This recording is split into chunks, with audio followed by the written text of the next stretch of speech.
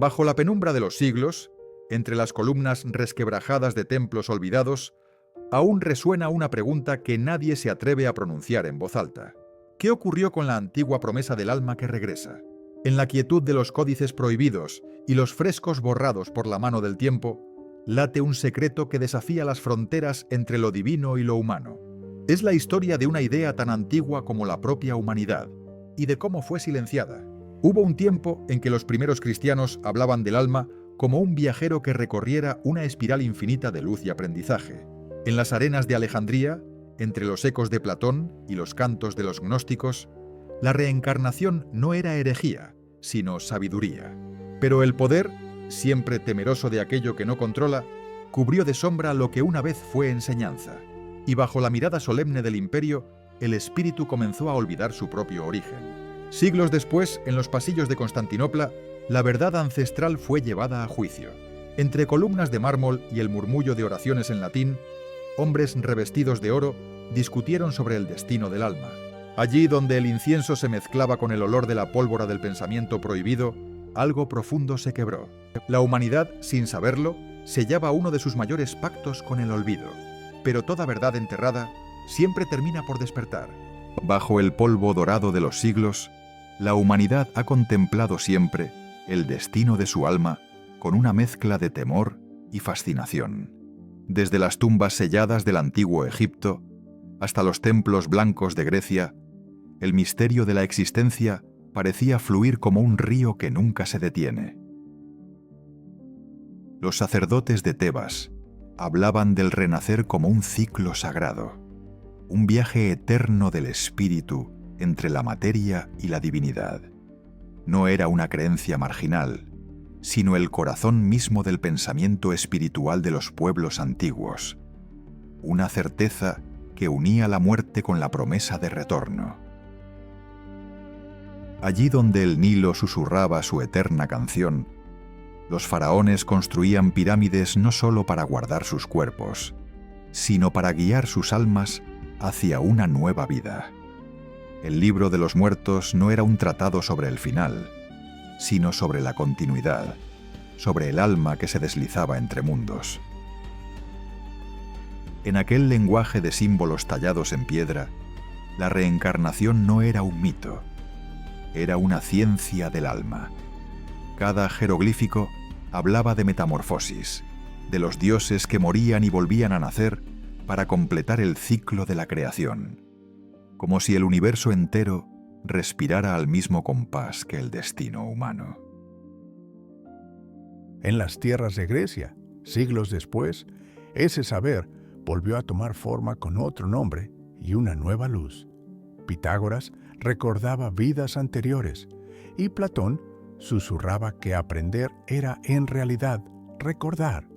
Las palabras del filósofo resonaban en los pórticos del alma, anunciando que cada existencia era una página más de un libro infinito.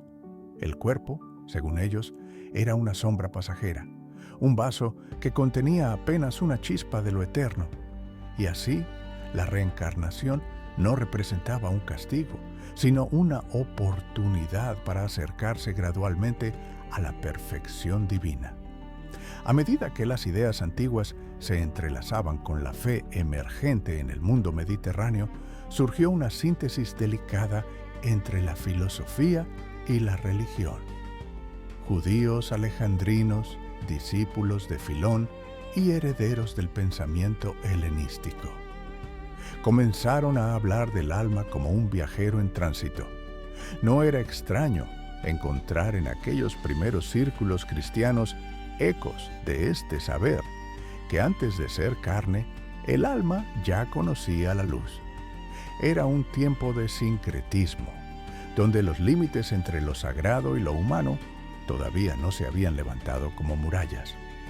En los siglos iniciales del cristianismo, muchos pensadores aceptaban sin escándalo la idea de múltiples vidas. Orígenes de Alejandría, uno de los más brillantes teólogos de la antigüedad, escribía sobre la preexistencia del alma y su proceso de purificación a través de diferentes existencias. Para él, la materia no era castigo, sino escenario pedagógico. La vida se concebía como una escuela del espíritu, un campo donde cada alma aprendía aquello que necesitaba para aproximarse a la divinidad. En sus palabras se respiraba la calma de quien siente que el tiempo no es enemigo, sino herramienta del alma. Pero esa visión, tan luminosa como peligrosa para el poder, empezó a incomodar a los guardianes de la ortodoxia, porque una doctrina que enseña que el alma es eterna y ha vivido antes, también enseña que ningún poder terrenal puede poseerla. Aquello rompía la lógica del pecado heredado, debilitaba las cadenas del miedo y hacía tambalear los pilares del control espiritual. La idea de reencarnación insinuaba que no todo se decide en una sola vida, y eso resultaba intolerable para quienes gobernaban en nombre de la salvación. Mientras tanto, el Imperio Romano se tambaleaba entre el hierro y la fe. Los emperadores comprendían que la religión podía unir o destruir más rápido que cualquier espada, y así la naciente Iglesia fue moldeándose tanto por el fuego del espíritu como por la sombra de la política. En ese contexto, las antiguas enseñanzas comenzaron a ser revisadas, reinterpretadas y en muchos casos borradas. Lo que antes era sabiduría tolerada empezó a ser señal de herejía. En los pergaminos ocultos de los monasterios, copistas silenciosos reescribían la historia del alma bajo órdenes divinas y humanas. Algunas palabras fueron sustituidas, otras suprimidas. El eco de Orígenes comenzó a desvanecerse, reducido a frases fragmentarias que apenas sobrevivieron al paso del tiempo. Aquellos que sostenían que el alma renacía eran acusados de corromper la fe. Sin embargo, en los márgenes de esos mismos textos, monjes anónimos escribían pequeñas notas, dejando entre líneas destellos de un conocimiento que se negaba a desaparecer.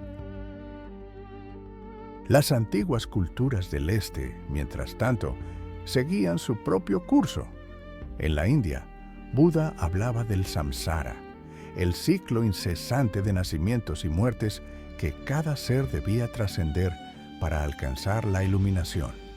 En Persia, los magos zoroastrianos enseñaban sobre la purificación del espíritu a través de sucesivas pruebas. Y en China, la filosofía taoísta describía la transformación perpetua de la esencia vital como un flujo natural del cosmos. El mundo entero, pese a sus diferencias, parecía compartir la intuición de que la vida no comienza ni termina, sino que respira eternamente. En el corazón del cristianismo primitivo, esta comunión de ideas no era extraña. Muchos de los primeros sabios de la Iglesia eran conscientes de que las enseñanzas de Cristo dialogaban sin conflicto con las sabidurías del mundo antiguo. El mensaje del amor divino y la evolución del alma podían coexistir sin contradicción, pero la historia humana rara vez recompensa la diversidad. Busca, más bien, la unidad bajo una sola voz. Y así, lo que alguna vez fue sabiduría compartida empezó a considerarse disidencia. Aquellos primeros siglos fueron un territorio incierto, donde cada comunidad cristiana interpretaba las palabras sagradas a su manera. Algunos veían en las parábolas de Cristo señales de reencarnación, sobre todo cuando hablaba del renacer y del ojo que debe volverse a ver. Otros, más literales, rechazaban cualquier lectura simbólica, pero el eco del alma viajera no desapareció del todo. Continuó latiendo en los evangelios apócrifos, en las enseñanzas de los gnósticos, en los cantos que el fuego no consiguió destruir. Con el paso del tiempo, Esa multiplicidad de interpretaciones se convirtió en un problema. Para un imperio que ansiaba unidad, la idea de múltiples vidas amenazaba el orden establecido. Si el alma podía aprender por sí misma, ¿para qué necesitaba intermediarios? Si renacía, ¿dónde quedaba el miedo a la condena eterna? Fue entonces cuando la teología se unió a la política para moldear una versión más conveniente de la fe, una con principio y fin claros, una donde todo dependiera de la decisión final de la Iglesia. Aún así, el susurro del alma eterna nunca se apagó por completo. Durante los siglos posteriores, en los textos herméticos, en los poemas alquímicos y en la medicina espiritual de los místicos, la reencarnación siguió respirando. Era un fuego bajo las cenizas, un secreto transmitido solo a quienes podían comprenderlo. En la penumbra de las bibliotecas monásticas, entre velas y letanías, algunos sabían que lo borrado en la superficie sobrevivía en las profundidades. Y es que el conocimiento, cuando nace del alma, jamás muere del todo. Puede ser ocultado, distorsionado o prohibido, pero siempre encuentra un canal para manifestarse. Los sabios de Oriente lo llamaban recuerdo, los filósofos lo llamaban reminiscencia, los místicos lo llamaban revelación. Cada uno, a su manera, intentaba describir lo mismo. Ese instante en que el alma reconoce algo que siempre supo, pero había olvidado. Así, a lo largo de los siglos, la reencarnación se convirtió en un espejo roto, reflejando fragmentos dispersos del mismo misterio en distintas culturas. Desde los templos de Luxor hasta las catacumbas romanas, desde los círculos druídicos hasta las pagodas del Himalaya, todos hablaban, en esencia, del mismo ciclo. Morir y renacer. Aprender y recordar. La rueda del destino girando sobre sí misma. Hasta que, poco a poco, la historia decidió callar. Sin embargo, las preguntas no desaparecieron. Detrás de cada funeral, de cada nacimiento, de cada mirada que reconoce algo sin haberlo visto antes, el eco de esa verdad ancestral seguía resonando. ¿Y si el alma realmente no empieza ni termina? ¿Y si la memoria que nos habita no pertenece solo a esta vida? Mientras la autoridad borraba páginas y declaraba anatemas, las almas continuaban soñando con sus pasados, porque hay verdades que no se aprenden, se recuerdan. Hoy, cuando miramos hacia atrás y contemplamos el vasto tapiz de las creencias humanas, comprendemos que la pregunta por la reencarnación no pertenece solo a una religión o a una época. Es la pregunta esencial de toda conciencia que se ha despertado frente al abismo de su propio ser.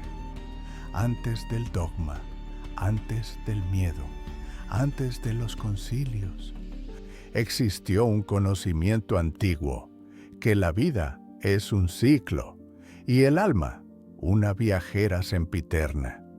Ese eco, aunque intentaron silenciarlo, aún resuena en los huesos del mundo, esperando ser escuchado de nuevo. En los albores del siglo VI, el aire de Constantinopla olía a incienso, hierro y miedo. La ciudad era un corazón que latía entre el esplendor del Imperio Romano de Oriente y las tinieblas que se cernían sobre su fe. Las calles resonaban con cánticos en griego, mientras los templos brillaban bajo cúpulas de oro que reflejaban la luz del sol como espejos sagrados. Sin embargo, detrás de esa magnificencia se escondía una tormenta espiritual. El alma de Occidente y Oriente estaba en guerra consigo misma. En los pasillos del poder, el emperador Justiniano extendía sus manos sobre la Iglesia con la misma frialdad con que un general despliega su legión. Su esposa, la enigmática Teodora, observaba desde las sombras, intuitiva y calculadora.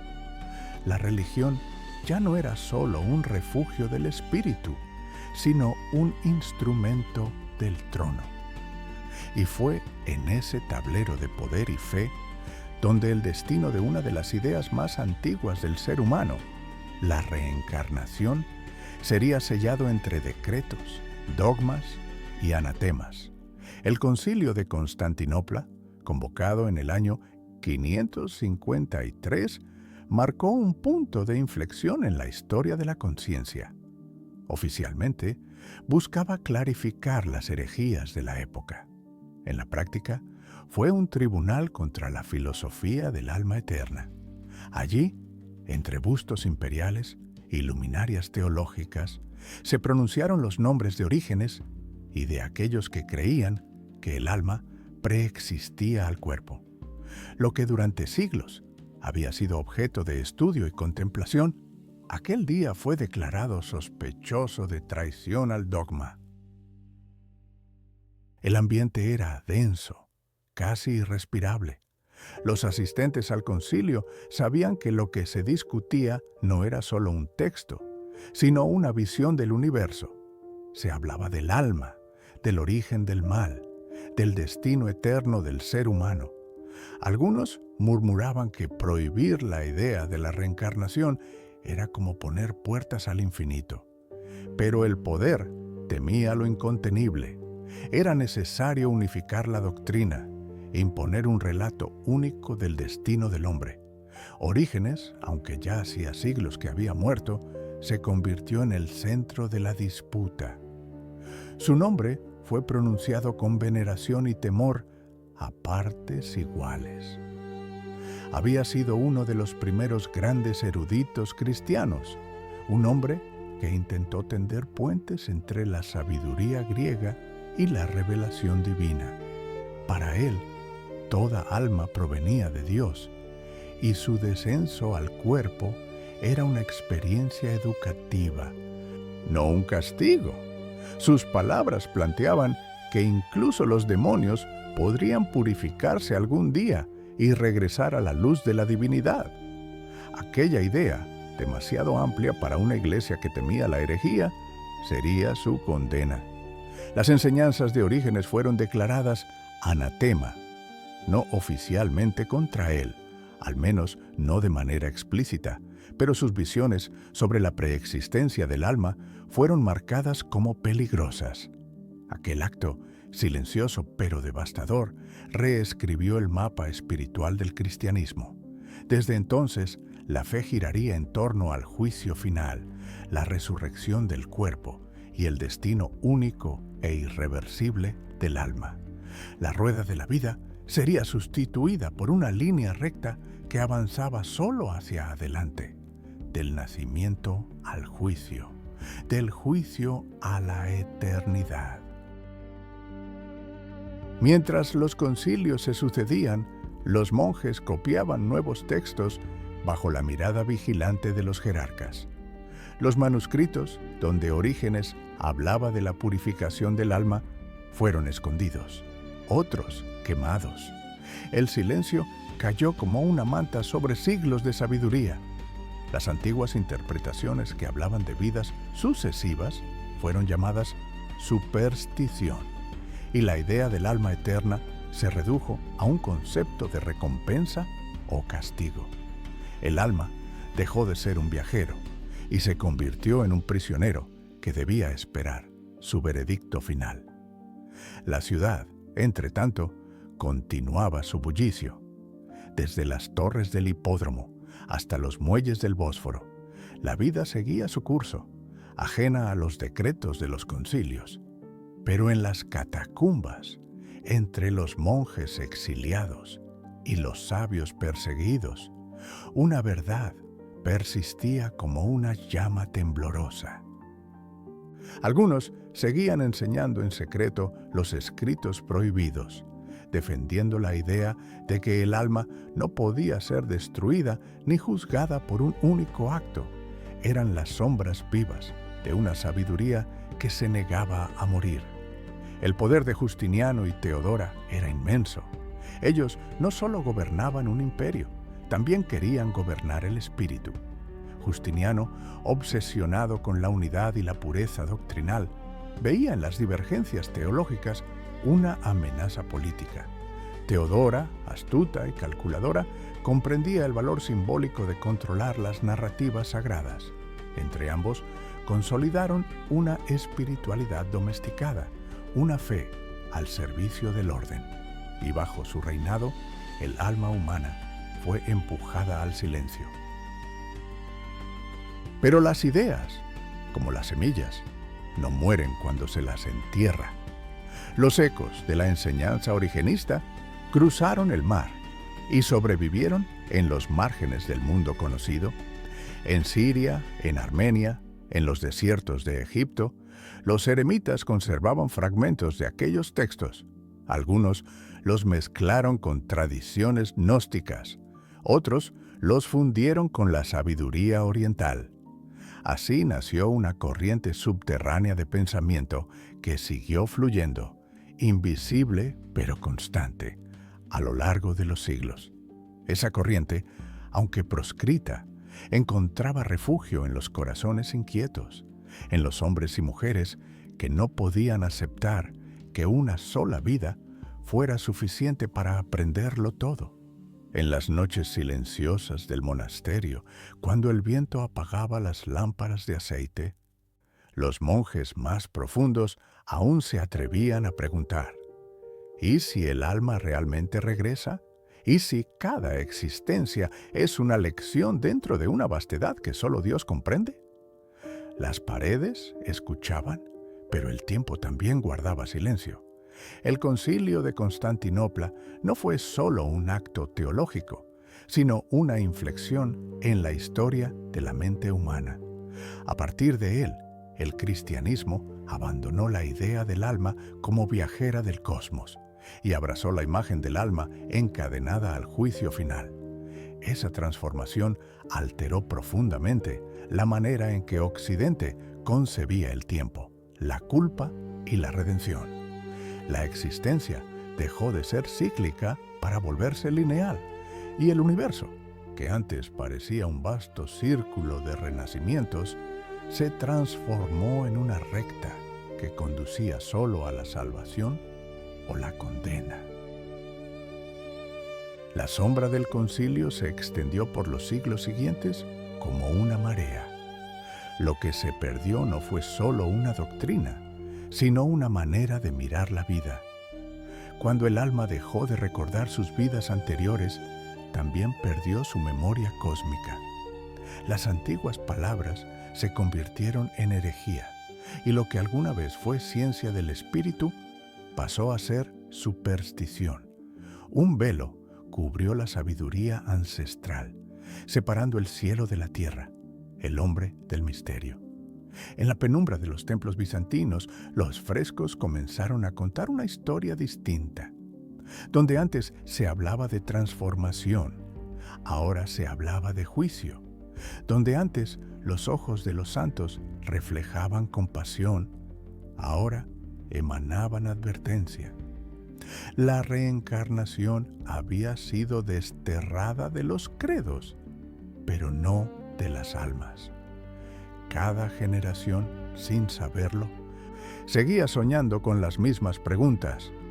El ser humano, incluso sin palabras para nombrarlo, continuaba sintiendo dentro de sí la remembranza de algo antiguo e inalcanzable. Y así, con el paso del tiempo, el olvido se volvió costumbre. La Iglesia extendió su nueva doctrina por toda Europa, moldeando las conciencias a través de sermones y penitencias. El alma era ahora hijos de un único destino: obedecer, creer y esperar. Los que osaban recordar fueron llamados mentirosos o endemoniados. La rueda sagrada se convirtió en un símbolo prohibido, pero en el silencio de la noche, mientras el fuego crepitaba en los campamentos de los peregrinos, todavía había quien relataba historias de almas que regresaban, sueños donde el pasado y el futuro se entrelazaban como en una espiral infinita. No fue un error humano, sino una decisión calculada. El alma debía pertenecer al altar, no al hombre. Al borrar la idea de la reencarnación, se despojó al ser humano de su autonomía espiritual. Ya no era un viajero eterno, sino un súbdito que necesitaba redención. Ese cambio, envuelto en dogmas y decretos, transformó la psicología de la civilización occidental. Desde ese momento, la culpa sustituyó a la memoria, y la promesa del cielo reemplazó la comprensión del alma. Y sin embargo, la historia no puede destruir lo que está tejido en la esencia de lo viviente. A través de los siglos, pensadores místicos, alquimistas y visionarios intentaron rescatar el hilo dorado oculto tras los muros del dogma. Dijeron que la reencarnación no era una doctrina más, sino el reflejo de una verdad universal que habita en toda forma de vida.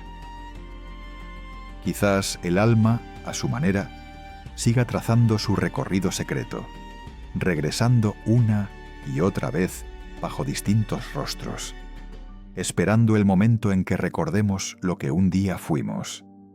La sombra del Concilio de Constantinopla aún se cierne sobre nosotros, no como maldición, sino como advertencia. Porque cuando la humanidad olvida su origen, también pierde el sentido de su destino. Lo que se selló bajo los techos dorados de la gran ciudad fue más que una idea. Fue la amputación de un puente entre lo divino y lo humano. Pero en algún rincón del alma, como un eco que no se extingue, todavía vibra la certeza de que hemos vivido antes, y que aquello que fuimos, algún día, regresará a encontrarnos. El mundo cambió, pero las preguntas permanecieron. Bajo la luz eléctrica de las ciudades modernas, entre el ruido de la ciencia y el eco de las antiguas religiones, algo invisible sigue palpitando. La sospecha de que no somos solo una sola vida. Las sombras del Concilio de Constantinopla ya no gobiernan el pensamiento, pero su silencio aún pesa, como un eco que atraviesa los siglos. Sin embargo, el alma humana, inquieta y curiosa por su propia naturaleza, ha comenzado a recordar lentamente lo que alguna vez se le prohibió creer. En el siglo XIX, cuando el racionalismo parecía dominarlo todo, resurgió entre los salones intelectuales de Europa una vieja inquietud. Escritores, científicos y filósofos comenzaron a explorar fenómenos que las iglesias habían declarado imposibles. Se hablaba de mesas que se movían solas, de voces que respondían en la oscuridad, de recuerdos de vidas que no podían pertenecer a un solo cuerpo. Detrás de aquel deseo de comprender lo inexplicable, se escondía el mismo anhelo ancestral, la búsqueda de la continuidad del alma. Allan Kardec fue uno de los primeros en intentar organizar ese caos de experiencias y creencias.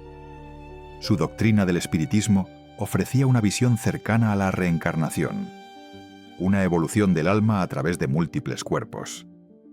Según sus palabras, cada existencia era una oportunidad de aprendizaje y de purificación. Una escuela universal donde el dolor y la alegría se combinaban para forjar sabiduría.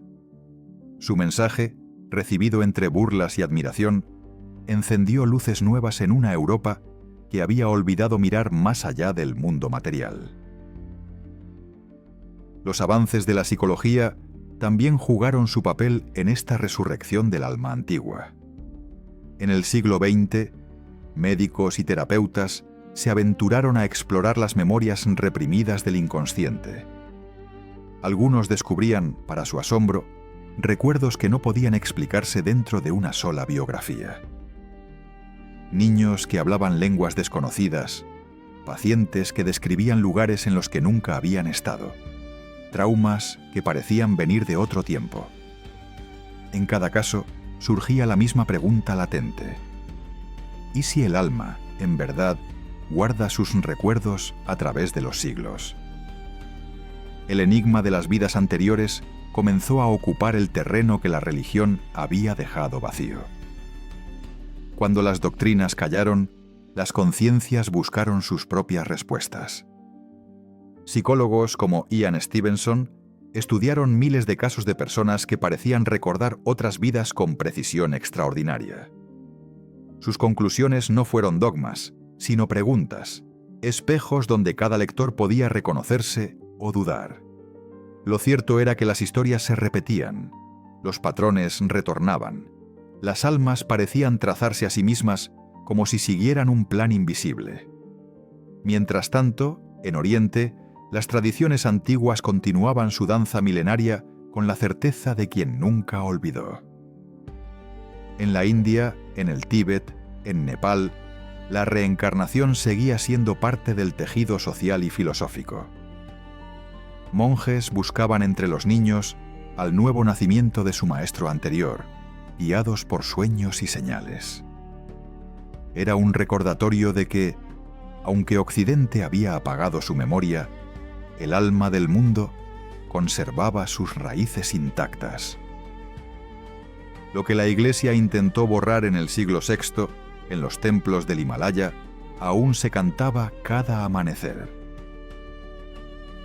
A fines del siglo XX, el tema renació también en los laboratorios y universidades. La física cuántica comenzó a cambiar la percepción del tiempo y la realidad, sugiriendo que el universo podría ser un entramado de múltiples dimensiones y energías conectadas. Algunos científicos, fascinados por la posibilidad de la conciencia trascendiendo la materia, comenzaron a hablar de la continuidad de la información más allá del cuerpo. Tal vez el alma, desde una perspectiva moderna, no sea más que energía que cambia de forma.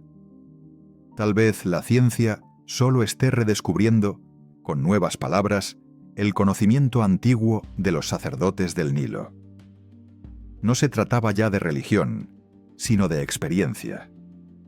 Miles de personas alrededor del mundo comenzaron a relatar regresiones bajo hipnosis donde revivían escenas de otras épocas. Algunos morían y volvían, describiendo con serenidad lo que había más allá del último aliento. Las llamadas experiencias cercanas a la muerte se multiplicaron después de las guerras y las operaciones médicas. Todos coincidían en algo: la sensación de volver a casa, de recordar, de pertenecer a algo más vasto que un solo instante de vida. Estas revelaciones devolvieron a la humanidad una dimensión que había perdido: la del misterio. En una era saturada de información, donde todo parece explicable, el alma continúa siendo un territorio indómito. Las personas vuelven a preguntarse por el destino, por las sincronicidades, por los sueños que parecen profecías de vidas olvidadas. Caminamos rodeados de señales, de encuentros que nos resultan extrañamente familiares. Como si un hilo invisible tejiera detrás del velo del presente los fragmentos dispersos de nuestra historia eterna. La psicología transpersonal recogió aquel impulso y lo convirtió en un nuevo lenguaje para el alma. Figuras como Carl Jung intuyeron que dentro de cada ser habitan memorias colectivas, símbolos que trascienden la biografía individual. Los arquetipos, sueños y visiones del inconsciente son puertas que el alma utiliza para comunicarse a través de encarnaciones. Cada vida es un capítulo, cada relación una repetición con propósito. Lo que creemos azar tal vez no sea más que el eco persistente de antiguos compromisos del alma. La reencarnación ya no es hoy una herejía, sino una corriente silenciosa que vuelve a encontrar su cauce. En los libros, en las películas, en las músicas que tocan lo sagrado, esa idea renace con cada generación. La ciencia sigue dudando. La religión se divide, pero la intuición popular se fortalece. Millones de personas, sin necesitar pruebas absolutas, sienten profundamente que estuvieron aquí antes, que sus temores y pasiones son herencias de otras vidas que buscan resolverse. Curiosamente, este retorno de la idea del alma eterna no viene acompañado de un dogma, sino de una búsqueda. Ya no se trata de obedecer una autoridad, sino de escuchar lo que resuena dentro. El alma, según esta mirada nueva, no necesita redención, sino conciencia. No teme el castigo, sino el olvido. Su propósito no es escapar del mundo, sino comprenderlo a través de una cadena infinita de experiencias que enriquecen su sabiduría. Y así, lo que el Concilio de Constantinopla trató de enterrar vuelve a florecer, disfrazado de ciencia, psicología y arte. Allí donde antes hubo decretos, ahora hay preguntas abiertas. Lo prohibido se transforma en inspiración. Cada descubrimiento sobre la mente humana parece acercarnos a una revelación sencilla y profunda. Que no nacemos del todo, ni morimos completamente. Que la vida no tiene principio ni fin, sino un pulso eterno. El retorno del alma en los tiempos modernos también es un espejo para el presente. En esta era de consumo y velocidad, el alma se siente extraña, como si hubiera despertado en un cuerpo que no reconoce. Las antiguas doctrinas nos dijeron que solo tenemos una oportunidad, pero la realidad interior nos susurra otra cosa, que cada error puede ser corregido, que el aprendizaje es infinito. Reencontrar la reencarnación no es abrazar un dogma antiguo, sino rescatar el sentido de continuidad que da esperanza a la existencia. Y aunque la ciencia aún no pueda demostrarlo, la intuición lo recorre todo. Hay quienes sueñan con rostros que no han visto nunca, con ciudades que reconocen sin haber pisado. Hay quienes, al mirar a un extraño, sienten esa extraña certeza de haberlo amado antes, de haber compartido otra edad, otro mundo. El alma guarda esos mapas invisibles que el cuerpo olvida, y cuando la conciencia se abre, el pasado y el futuro se funden como ríos que desembocan en el mismo mar. Quizá por eso, en pleno siglo XXI, la humanidad siente la urgencia de reconectar con su esencia. La espiritualidad contemporánea ya no busca templos, sino experiencias directas. Ceremonias ancestrales, viajes interiores, terapias de regresión. Todo parece apuntar al mismo corazón, recordar quiénes somos. Y en ese recuerdo hay una suavidad, una ternura profunda, como si el universo nos dijera al oído: has estado aquí antes y volverás. Quizás eso sea la inmortalidad, no la permanencia del cuerpo, sino la continuidad del aprendizaje. Tal vez la reencarnación no sea un proceso religioso, sino un principio natural, una ley del espíritu que vuelve una y otra vez a experimentar el amor, el dolor, el asombro. Tal vez el alma, como una ola que nunca deja de regresar al mar, solo cambie de forma para seguir danzando con la eternidad. Y mientras miramos el firmamento, con todos nuestros avances y dudas, el misterio sigue allí, intacto. Cada estrella podría ser el reflejo de un alma que alguna vez fuimos. Y cada vida, una oportunidad más de recordar que venimos del mismo fuego divino. Lo que alguna vez fue prohibido bajo cúpulas de mármol, hoy se pronuncia con serenidad en susurros modernos. La verdad no muere, solo duerme, y el alma humana, paciente y curiosa, ha comenzado a despertar. Quizá no tengamos pruebas, pero sí señales. En cada mirada que nos conmueve, en cada historia que nos parece familiar, en cada sueño que nos deja un eco sin razón aparente. La reencarnación, más allá de la fe o la ciencia, es un lenguaje que el alma comprende sin necesidad de lógica. Una memoria antigua que late bajo la piel, esperando el silencio suficiente para ser oída. Y cuando al fin la escuchamos, el miedo a la muerte se disuelve, porque comprendemos que nunca hemos dejado de vivir. Antes de que los créditos invisibles de la historia cierren sobre nuestras almas, queda una certeza que ni concilios ni imperios lograron borrar. La vida continúa. Lo supieron los sabios del desierto, los monjes del oriente, los filósofos y los hombres anónimos que soñaron con su eternidad. Cada uno lleva dentro la chispa de esa verdad antigua. La reencarnación no fue eliminada.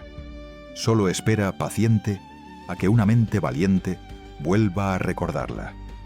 Y si has sentido alguna vez que reconoces un lugar sin haber estado allí, que un amor te resulta antiguo, o que un miedo te pertenece desde antes de nacer, quizás tu alma ya te está hablando.